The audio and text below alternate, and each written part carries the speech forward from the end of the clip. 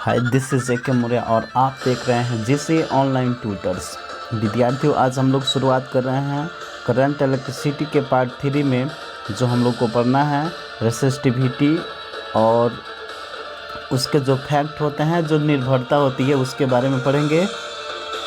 तो चलिए शुरुआत करते हैं इस वीडियो को, जिसका नाम है करंट इलेक्ट्रिसिटी का पार्ट 3।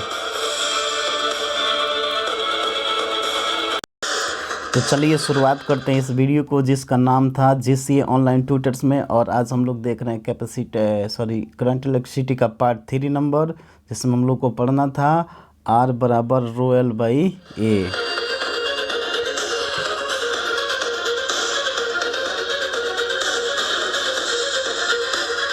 तो यहाँ पे हम लोग पढ़े थे R बराबर जो रो एल बाई ए था, जिसमें R प्रतिरोध था और L चालक की लंबाई था, और जो ए था वो चालक पदार्थ के अनुप्रस्थ काट के क्षेत्रफल था। और यहाँ पे हम लोग रो का वैल्यू पढ़े थे, जिसका नाम था वो यह एक कांस्टेंट था, और उसको हम लोग प्रतिरोध या विशिष्ट प्रतिरोधकता कहते हैं। तो चलिए अब इसके आगे आज हम लोग को पढ़ना है प्रतिरोधकता क्या है या विशिष्ट प्रतिरोध किसे कहते हैं।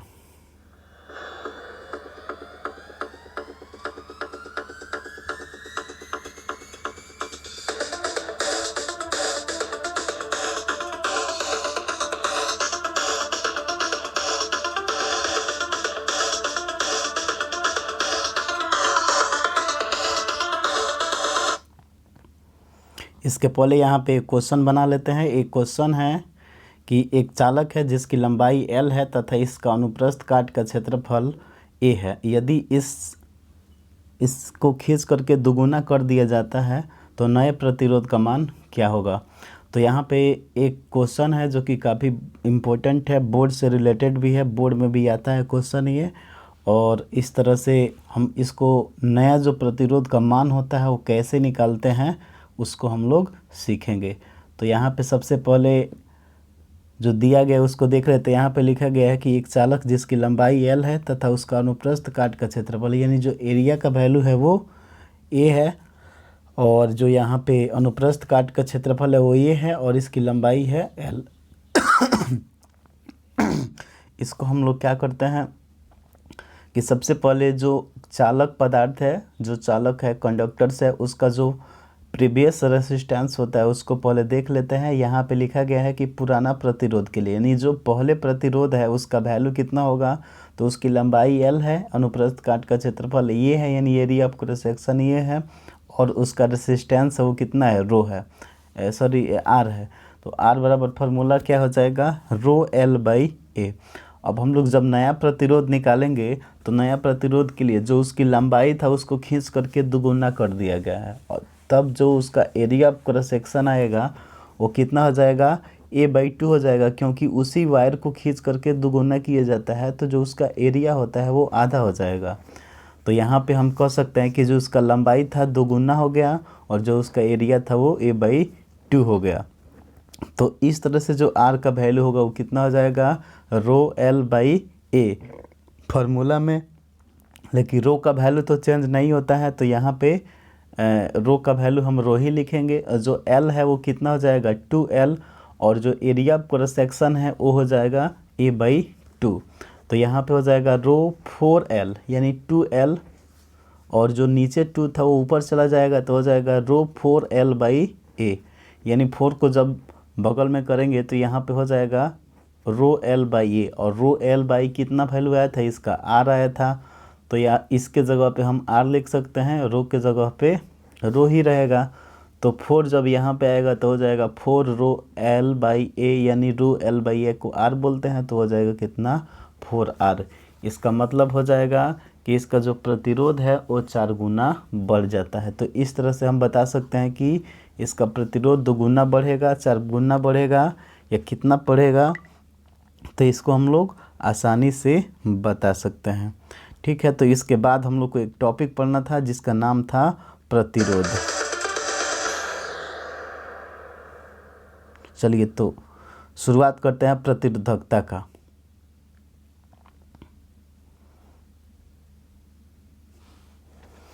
यहाँ पे कह रहा है कि किसी चालक पदार्थ के एक क्षेत्रफल और लंबाई के अनुपात में जितना प्रतिरोध उपस्थित होता है उसे प्रतिरोधकता कहा जाता है। मतलब किसी जो चालक होता है, कोई भी चालक होता है, और उसका जो क्षेत्रफल होता है और लंबाई का अनुपात जो भी आता है वही उसकी प्रतिरोधकता कहलाती है, या उसी को हम लोग विशिष्ट प्रतिरोध भी कहते हैं। तो यहाँ पे देख सकते हैं, यहाँ पे लिखा गया है रो R बराबर रो एल बाई ए। तो जो रो का वैल्यू हो जाएगा वो हो जाएगा RA/L, क्योंकि यहाँ पे जो A है नीचे है तो इसमें जाकर के मल्टीप्लाई हो जाएगा, और जो L है वो ऊपर है वो आ जाएगा नीचे। करें कि इसका SI मात्रक कितना होता है, तो देखिए ये है मीटर और ये है मीटर स्क्वायर और ये है मीटर। तो 1 मीटर से 1 मीटर कैंसिल हो जाएगा, तो हो जाएगा कितना ओम, और इसका मीटर, तो इसका वैल्यू हो जाए, इसका मात्रक हो जाएगा ओम मीटर। तो इसके आगे हम लोग देखते हैं प्रतिरोधकता की अनिर्भरता। मतलब जो प्रतिरोधकता होती है वह किस पे निर्भर नहीं करती है। जैसे में हम लोग पढ़े थे प्रतिरोध की निर्भरता, तो प्रतिरोध की निर्भरता लंबाई पे निर्भर कर रहा था, उसके एरिया ऑफ क्रॉस सेक्शन पे निर्भर कर रहा था।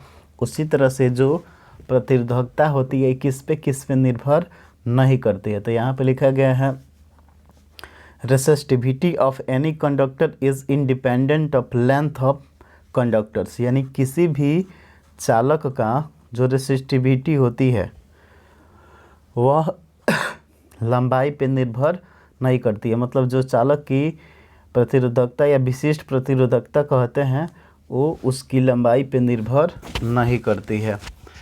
तो यहाँ पे दूसरा नंबर देख सकते हैं, लिखा है resistivity of any conductor is independent of area of cross section, यानी जो उसका एरिया ऑफ क्रॉस,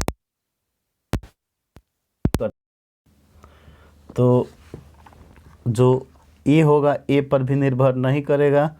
उसके बाद से है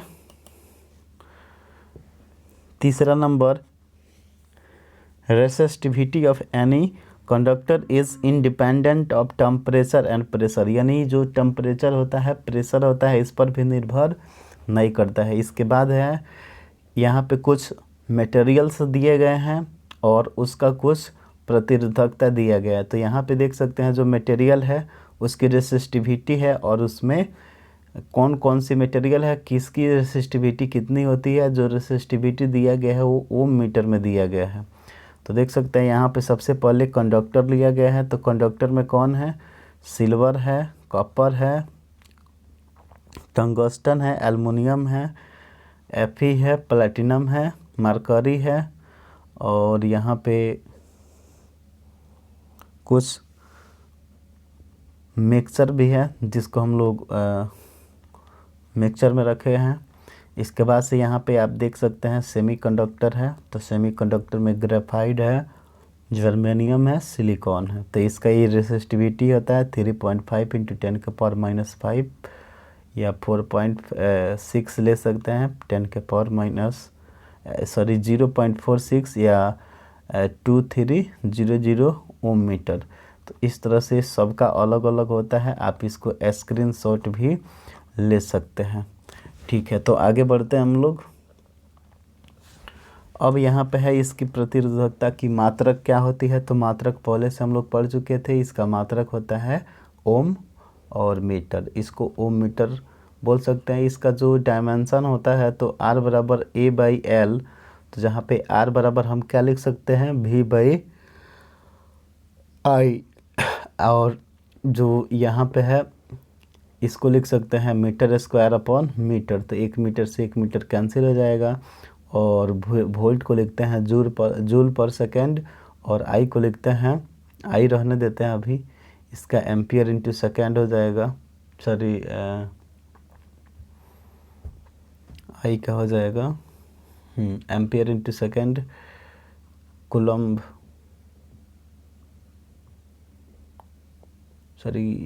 कूलम्ब पर सेकेंड हो जाएगा। तो कूलम्ब चला जाएगा ऊपर, और ओवर इसका जो यूनिट आएगा वो कितना आएगा, आ जाएगा m⁻⁴, l⁻3, t⁻⁻⁻3 और a⁻1। अब जो प्रतिरोध होता है उसको अगर हम लोग को जोड़ना होगा तो किस तरह से जोड़ेंगे। तो यहाँ पे देखिए जो इसका प्रतिरोध होता है उसको हम लोग बोलते हैं ग्रुपिंग ऑफ रेसिस्टेंस, यानी जो रेसिस्टेंस होता है उसको कैसे समूह बनाएंगे, यानी उसको जब जोड़ेंगे तो उसका वैल्यू कितना आएगा। तो सबसे पहले इसमें हम लोग जानेंगे कि जो उसका समूहन होता है, ग्रुपिंग होता है, उसे क्या कहते हैं। तो किसी भी चीज़ का ग्रुपिंग बनाना हो तो कम से कम उसमें कितना होना चाहिए, 2 होना चाहिए, क्योंकि 2 से कम होगा तो कोई भी ग्रुप नहीं बन सकता है। ग्रुप का मतलब कम से कम 2 से ज़्यादा होना चाहिए, चाहे वो ग्रुप किसी वस्तु का हो, चाहे वह ग्रुप किसी चीज़ का हो। तो किसी भी चीज़ का ग्रुप बनाने के लिए 2 से ज़्यादा होना चाहिए, कम से कम 2 होना चाहिए। तो प्रतिरोध का समूहन करना है, ग्रुप बनाना है, तो कह सकते हैं कि जब 2 या 2 से अधिक प्रतिरोध को एक दूसरे के साथ जोड़ दिया जाता है तो इसे प्रतिरोधों का समूहन कहा जाता है। यानी if 2 or more than 2 resistance are connected to each other then this is called the grouping of resistance. तो इसको हम बोल सकते हैं रेसिस्टेंस का ग्रुपिंग। अब यहाँ पे आप देखिएगा तो यहाँ पे लिखा गया है there are 2 types of grouping of resistance, यानी जो इसका ग्रुपिंग होता है, समूहन होता है, यह 2 तरह के होता है। कौन कौन सा? पहला है सीरीज कनेक्शन और दूसरा है पैरेलल कनेक्शन। तो सीरीज कनेक्शन में क्या होता है कि एक के बाद एक हम लोग जोड़ते हैं, जबकि पैरेलल कनेक्शन में क्या करते हैं, एक के सामने एक जोड़ते हैं। सीरीज में देखिए इसमें हम एक के बाद एक और पैरेलल में एक के सामने एक, यानी सामने सामने जोड़ते हैं तो उसको हम लोग पैरेलल कनेक्शन कहेंगे, समानांतर क्रम समूहन कहेंगे। अगर एक के बाद एक जोड़ते हैं तो उसे हम सीरीज कनेक्शन या हम उसको श्रेणी क्रम समूहन कहेंगे। तो सबसे पहले हम लोग श्रेणी क्रम समूहन पढ़ते हैं। इसमें हम 3 प्रतिरोध को क्या किए हैं, एक साथ जोड़ दिया गया है और इसमें इसका जो समतुल्य प्रतिरोध आएगा उसका वैल्यू को निकालेंगे। तो हम लोग सीखेंगे कि कैसे निकालते हैं। तो चलिए निकाल